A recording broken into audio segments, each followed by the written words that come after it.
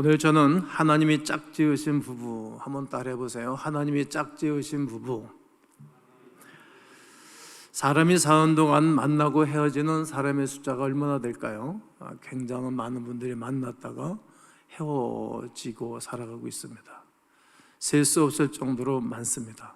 대부분 만남이 스쳐 지나가는 바람 같은 만남도 있습니다. 그러나 어떤 만남은 나의 일생을 바꿔놓는 만남이 있습니다. 특별히 섭리적인 만남이 있습니다. 섭리적인 만남 말이죠. 섭리적인 만남이 오면 이러합니다. 하나님의 계획 안에서 누군가 만나는 믿음입니다. 이런 섭리적인 만남 가운데 하나를 꼽는다면 부부가 아닐까 생각해 봅니다. 내가 자유의지와 정확한 생각과 판단을 가지고 아내를 선택하고 남편을 선택한다고 생각하지만 그러나 그 배후에는 하나님의 섭리가 있다, 이런 거예요. 이런 부부가 첫 번째 끼워야 할 단추가 있습니다. 오늘 본문 6절에 보면, 마태복음 19장 6절에 보면, 그런즉 이제 둘이 아니요 한 몸이니 그러므로 하나님이 짝져 주신 것을 사람이 나누지 못할지니라 하시니, 하나님이 짝지어 주셨습니다. 그러니까 부부는 하나님이 짝져 주신 것이다. 근본적으로 원론적으로 그렇게 성경은 말합니다. 이것이 첫 번째 자유 단추입니다. 사실 배우자를 선택할 때 자유의지를 가지고 선택했다고 생각합니다. 내가 좋아서 내 눈에 들어서. 어느 분은 본인 어머니와 비슷한 모습이 있어서 선택했다는 분도 있고, 어린 시절에는 아버지가 싫었는데 아버지가 점점 나이가 먹으면서 이해가 되고 좋아졌는데 자기가 남자친구를 보자마자 아버지 같았다는 거예요. 그래서 선택해서 결혼한 사람들도 있습니다. 그러나 배후에는 하나님의 손길이 있었다는 것을 우리는 깨닫게 됩니다. 오래전부터 하나님은 계획을 갖고 계셨습니다. 만남을 통하여서 하나님이 나의 결혼, 나의 삶을 축원하신 것을 우리는 고백하게 됩니다. 그 계획대로 하나님은 우리의 한 걸음 한 걸음을 인도하십니다. 이렇게 하나님이 우리의 삶 가운데 만나게 한 손길입니다. 우연은 없기 때문입니다. 우리가 지나고 나면 지금은 모르지만 그게 우연이 아니었구나, 그게 하나님의 섭리요 하나님의 손길이 있었다는 것을 우리가 고백하는 것처럼, 결혼도 한 아내를 만나 남편을 만나 살아가는 것은 하나님의 섭리였다. 이것이 우리에게 하나님이 주신 첫 번째 단추입니다. 그리고 마지막 단추가 하나 있습니다. 그것은 사람이 나누지 못할지니라. 사람이 나눌 수 없다는 말입니다. 그러므로 하나님이 허락하지 아니하면 절대로 가정은, 부부가 함께 연을 맺고 살아가면서 사람이 나누지 못한다. 이것은 하나님의 명령입니다. 그러므로 부부가 되는 것은 하나님께서 짝을 지으시고 하나님 없이 나눌 수 없다는 명제하에 일평생을 살아가는 것입니다. 그래서 이것을 절대 명령이자 절대 계명이라고 말합니다. 예외 단서나 예외 조항이 있을 수 없습니다. 살인하지 말라는 십계명 안에는 예외 단서가 없습니다. 이 사람은 죽어도 되고, 이 사람은 반쯤 죽어야 되고, 이 사람은 안 죽어야 되고, 이런 명제가 없습니다. 무조건 사람을 죽이지 말라는 거예요. 그러니까 어떤 목적이든지 업무상 가실치사로 사람을 죽였을지라도 그 사람은 형을 받잖아요. 그러니까 이유를 불문하고 사람을 죽이는 것은 하나님은 금해 놓으신 것입니다. 그를 생명을 빼앗으면 대가를 반드시 지불하라고 성경은 우리에게 말합니다. 그래서 성경 읽다 보면 놀라운 사실을 발견할 수 있습니다. 하나님이 이혼할 수 있는 조항을 달아놓으셨어요. 사람을 절대 죽이지 말라고 명령형으로 되어 있지만 사람이 이혼을, 이런 사람, 이런 관계, 이런 일이 있을 때는 이혼을 하라고 말씀을 하십니다. 신명기 24장 1절에 사람이 아내를 맞이하여 데려한 후에 그에게 수치되는 일이 있음을 발견하고 그를 기뻐하지 아니하면 이혼 증서를 써서 그의 손에 주고 그를 자기 집에서 내보낼 것이요. 수치되는 일을 남편이 발견하면 이혼 증서를 써서 주고 보내라는 거예요. 옛날 집으로, 친정으로 보내라는 거예요. 수치스러운 일이라고 분명히 말합니다. 그리고 이 여자는 다른 남자와 재혼할 수 있습니다. 하나님이 절대로 나누지 못한다면서 조항을 붙인 것입니다. 그러니까 가정에 대해서는 하나님이 더 각별한 신경을 써주셨다, 이렇게 표현하면 좋을 듯 싶습니다. 수치되는 일이 있어서 마음이 별로 달갑지 않으면 여자를 내보내라. 당시 여자를 데리고 사느냐 내보내느냐 하는 이런 모든 권한이 남성에게 있었기 때문에, 남자에게 있었기 때문에 남성적 우월주의라기보다는 남성을 중심으로 오늘 저는 설교를 할 수밖에 없습니다. 이 수치되는 일이 무엇입니까? 아주 예매한 표현입니다. 정확하게 단서를 붙여주진 않았지만 마태복음에 와서는, 사복음서에 가서는 정리를 해주게 됩니다. 예수님께서 오늘 본문을 통해서 수치되는 일을 음행으로 해석한 것을 볼 수가 있습니다. 마태복음 5장 32절에 나는 너에게 이르노니 누구든지 음행한 이유 없이 아내를 버리면 음행의 문제를 다루고 있습니다.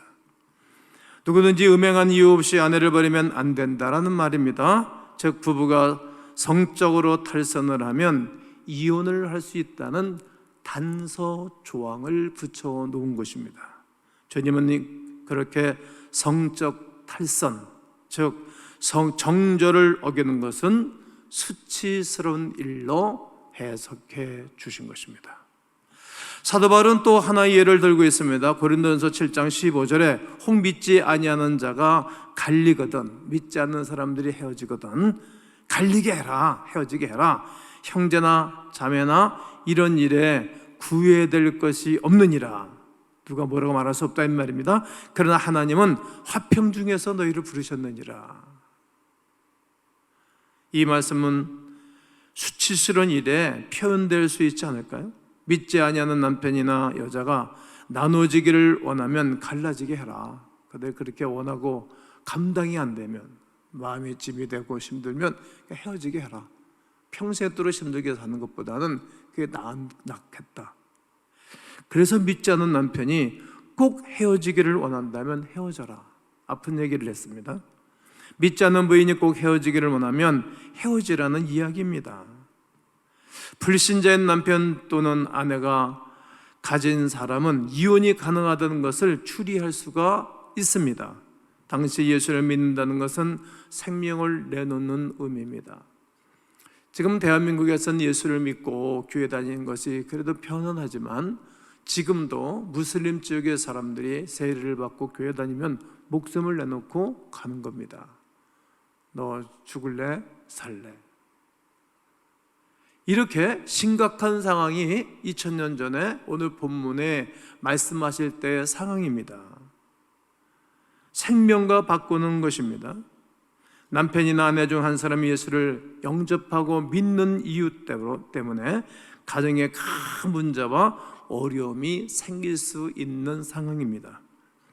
이런 몇 가지 사연을 성경에서 발견할 수 있습니다. 그때마다 하나님은 놀라운 자비를, 은혜를 베풀어 주십니다. 사람이 절대 나눌 수 없다고 말씀해 놓으시고 이런 경우에는 이혼을 해도 된다라고 예외 조항을 만들어 놓은 것입니다. 그것은 결국은 사람을 위한 배려입니다. 정말 심각하고 정말 이상한 사람, 예수 그리스도를 믿는다는 이유 때문에 막 하는 사람하고 어떻게 또 살겠습니까?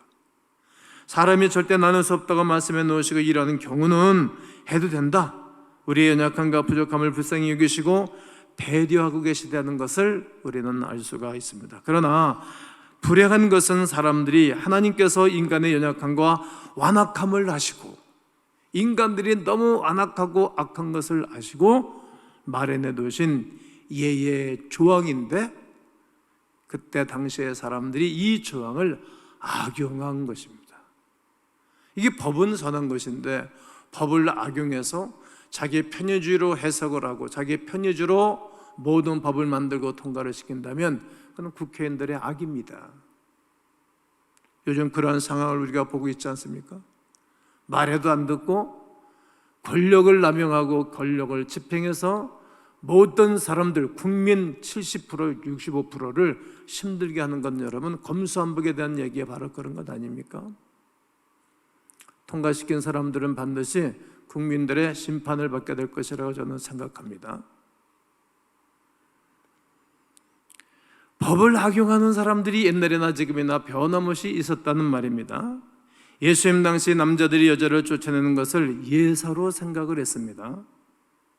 기록을 보면 어떤 남자는 음식을 짜게 만들었다고 내쫓고 말도 안 되는 행위를 하고 말도 안 되는 말을 했어요. 어떤 사람은 밥을 하다가 밥을 태웠기 때문에 내쫓았다는 거예요.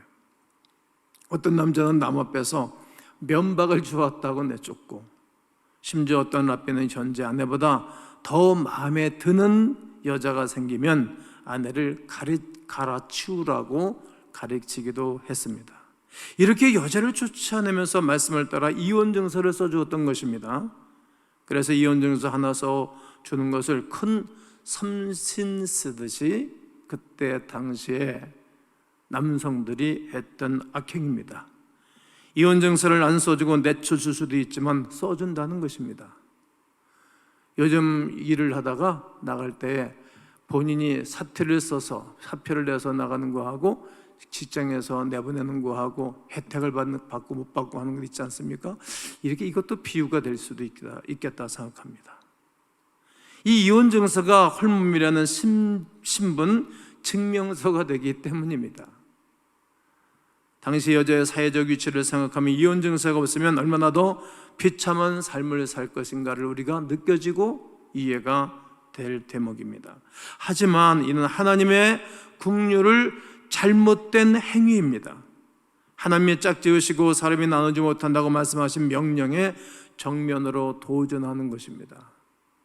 남성들의 편의주, 자기 중심으로 행위를 했기 때문입니다.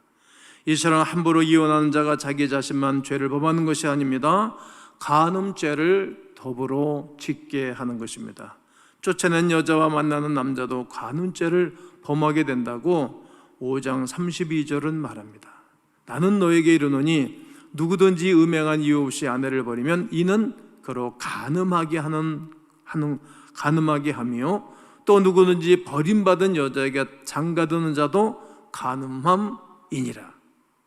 음행한 이유 없이 아내가 싫어서 이혼증서를 써주고 내보내면 어떤 일이 일어납니까? 이 여인으로 하여금 간음죄를 짓게 하는 것입니다. 그리고 누구든지 그 여자에게 장가드는 사람도 그 남성도 간음죄를 짓게 되는 것입니다. 즉 성적 물론 행위를 조장한다는 말입니다. 그러므로 여러분, 이혼이 하나님 앞에서 얼마나 큰 책임을 져야 하는 일인지 우리는 알아야 합니다. 물론 이혼 증서를 받고 쫓아나는 여자들은 세 가지 길밖에 없을 것입니다. 하나는 인심 좋은 친척집 가가지고 평생토록 그 집에서 하인으로 사는 것입니다. 또 하나는 눈에 드는 남자를 만나 결혼하는 것이고, 또 하나는 그냥 평생 사람 취급받지 못하고 인생을 살면서 그냥 마지막으로 창녀가 되는 길밖에 없었습니다. 성경에 창녀에 대해서 많이 나오지 않습니까? 여러 사람들이 소개하고 있잖아요. 이런 여하 때문에 창녀가 됐을 것이라고 생각합니다. 따라서 어느 길로 가든지 여자의 앞날을 생각하면 쫓아낸 남자와 모두 영적인 책임, 도덕적인 책임을 져야 할 것입니다. 예수 그리스도께서 이것을 경고하는 것입니다. 이스라엘 백성이 이처럼 수치된 일이 있으면 이혼하라는 단서를 악용하여 막무가내로 여자를 쫓아내고 난 다음에 하나님께서 말라기 선지자를 통해서 그들의 악함과 그들의 잘못된 것을 이렇게 말씀하십니다. 말라기 2장 16절 다 함께 읽습니다. 시작. 이스라엘의 하나님 여호와가 이르노니 나는 이혼하는 것과 옷으로 학대를 가리는 자를 미워하노라. 만군의 여호와의 말이니라. 그러므로 너희 심령을 삼가 지켜 거짓을 행하지 말지니라. 미국의 모 교단은 이혼한 목사도 목회할 수 있다. 또 결혼을 했다가 이혼하는 사람도 목사 안수를 받고 목회할 수 있다. 이렇게 법으로도 통과를 시켰어요. 저런 법을 통과시키면 안 되는데, 정신적인 지도자가 본인이 그렇게 사는데 어떻게 보면 자유를 주라고 하기도 하겠지만 그게 요즘 미국 교회의 추세입니다. 안타깝죠. 예수님 믿는 사람들도 역시 다를 바가 없다. 고통을 짊어지고 살 수 없다라는 표현이 아닐까요? 심각한 문제입니다. 물론 불가피한 사연도 있을 수 있습니다. 그러나 대부분 극복할 수 있는 문제도 극복하기를 싫어하는 거예요. 내가 이렇게 왜 힘들게 살아야 되나? 왜 이렇게 어렵게 살아야 되나? 피하는 거죠. 그래서 헤어지는 것입니다. 반드시 극복해야 할 문제임에도 불구하고 책임지기 싫어하기 때문에 편한 쪽을 선택하는 것입니다. 가정법률 상당소의 자료를 보면 남자들이 주로 이혼하면서 되는 구실이 이런 것입니다. 성격 차이가 심해서 이혼해야 되겠다는 거예요. 여러분, 성격 나하고 똑같이 맞는 사람 몇 사람이나 되겠어요? 결혼한 부부들은 대답해 보십시오. 성격 차이 없는 부부가 누구 있겠습니까? 오늘 부부끼리 오신 분들이 약간 선호팀들이 계신데 한 번씩 좀 물어보고 싶지만 좀 멋쩍을 것 같아서 여쭤보고 싶지가 않아요. 그럼 부부끼리 잘 맞습니까? 성격이 똑같습니까? 전혀 다를 거예요. 서로 다르기 때문에 만나서 산다라고 생각합니다. 이 세상에 똑같은 성격의 사람이 누가 있겠습니까? 우리 교회 쌍둥이들이 몇 팀들이 있는데 내가 보기엔 똑같아. 그런데 서로 달라요. 엄마는 알아보고 아버지도 알아보고 친구들도 친한 친구들은 알아보더라고. 달라요. 쌍둥이라 할지라도 말이죠. 또 여자들이 이혼하면서 많이 들고 나온 명분은 남편의 폭력이라고 합니다. 남자가 아주 잘못하는 것입니다. 때릴 데가 없어 여자를 때립니까? 또 들고 나오는 이유가 가치관이 형편없어서 못 살겠다고 합니다. 그러나 가치관이 같은 부부가 또 몇 명이나 됩니까? 이것은 구실이 될 수 없는 것인데도 오늘날 많은 가정이 이를 구실로 갈라치고 있습니다. 그러므로 하나님이 짝지어 주신 것을 사람이 나누지 못한다는 명령의 예외 조항이 있어도 그것은 최후수단으로 사용해야 합니다. 즉, 첫 번째 단추를 잘 끼고 살아야 되겠다라는 말입니다. 잠깐 어려운 고통을 피하는 도피처로 사용하면 모두 망하는 것입니다. 어렵고 힘들어도 참아내는 거, 힘들고 어려워도 견뎌내는 것이 사랑이 아닐까요? 그래야 마지막이 있고 행복감이 준비되어져 있는 것입니다. 우리가 편안한 쪽으로 늘 선택하면 개인도 망하고 자녀도 망하고 사회도 망하고 다 망하는 것입니다. 오늘 우리 앞에 정말 행복한 나날이 있을 수 있을까요? 힘들고 어려움을 견디는 것 아닙니까? 기업을 시작해서 정상적인 기업, 이윤을 남기는 그런 기업이 되기까지 그냥 됩니까? 어렵고 힘들지만 잘 감당하면서 마지막에 행복한 것 아닙니까? 결혼을 해서도 성격이 안 맞고 폭력적이기도 하고 이상한 행동을 한다 할지라도 그거 감내하는 것 아닙니까? 짝져 주신 하나님의 본성은 나누지 말라는 데 있습니다. 자식을 결혼시키고 살기 싶으면 한 달 만에 자식을 결혼시키고 살기 싫으면 그냥 헤어져도 좋다. 내가 아는 분은 자기 딸을 결혼을 시켰는데 사회가 좀 불성실해요. 그러니까 야, 암만 어려워도 함께 살라고 이렇게 고민해야 되는데 살다가 힘들면 아무 때로 친정으로 와라. 나가 네 뒷바라지 다 해주고 살겠다. 나하고는 다르더라고. 여러분 어떻게 해야 되겠어요? 야, 살다가 힘들면 그만 친정으로 돌아와라. 다시 나에게로 돌아와라. 이렇게 말하는 부모가 있습니까? 어떻게 잘해봐. 잘 견뎌봐. 그렇게 권면하지 않습니까? 부모는 다 자식이 오래오래 잘 살고 행복하기를 바랄 것입니다. 이 마음은 즉 하나님의 마음입니다. 그러므로 하나님이 짝지어 주시고 나눌 수 없다고 하신 부부의 관계를 아주 소중히 여기셔야 됩니다. 귀하게 여겨야 됩니다. 그리고 소중하게 여겨야 됩니다. 갈 때까지 망가질 때까지 가서는 아니 됩니다. 여러분, 나는 여러분들의 가정을 잘 점검하셨으면 좋겠습니다. 위기 없는 결혼 생활은 없습니다. 누구도 예외가 없습니다.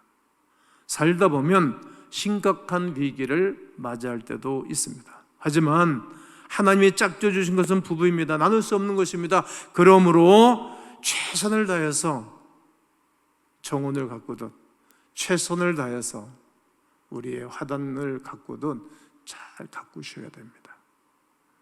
마지막으로 노벤담에서 다루었던 지미 카터 대통령의 이야기를 나누면서 오늘 설교를 마치도록 하겠습니다. 카터 대통령이 종종 싸우는 것은 어떤 것이었는 것인가 하면 시간의 개념 때문에 싸웠어요. 원래 지도자급에 있는 사람들은 시간 지키는 것을 칼같이 지킵니다. 제가 수없는 큰 지도자들을 만나봤는데 항상 시간을 잘 지켰어요. 그런데 이제 지미 카터의 아내 되시는 분은 시간을 잘 못 지켰다 그래요. 이것 때문에 늘 부부싸움을 했다 그래요. 믿음은 좋은 부부인데도 습관이니까. 어느 땐가 부인 생일에 남편이 카드를 이렇게 썼답니다. 여보, 내가 오늘까지 시간 문제로 당신을 너무 많이 괴롭혔다고 생각하오. 그러나 이제부터 당신은 시간 지키는 문제로 내게 매이지 마시오. 그의 부인 로잘린 여사는 생일 카드에 쓴 글을 보면서 얼마나 기뻐했는지 자주 이런 말을 했다고 합니다. 당신이 나에게 준 선물, 가장 최고의 생일 선물은 시간 지키는 데서 자유하라는 것이었어요. 부부가 가져야 할 최고의 노력이 바로 이것, 수용하는 것입니다. 예수 그리스도께서 우리를 수용해 주지 않았다면 우리가 어디 가겠어요?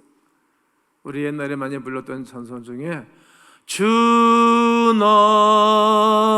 나를 박대하시면 나 어디 가리까. 내 죄를 씻기 위하여 피 흘려 주시니 곧 되게 하는 마음으로 주 앞에 옵니다. 예수 그리스도께 왔을 때 나를 박대하시면, 나를 거절하시면 우리가 어디로 가겠어요? 우리가 아무리 큰 죄와 허물을 졌을지라도 우리 주님이 늘 수용해 주신 그 사랑으로 오늘 우리가 하나님의 자녀로 살아가고 있다면, 누가 성숙하든 성숙하지 않든지 간에 수용하며 사는 부부로 사시면 우리 하나님이 기뻐하고 축복하는 가문을 낼 줄로 확신합니다. 이 은혜가 있기를 주의 이름으로 축원합니다.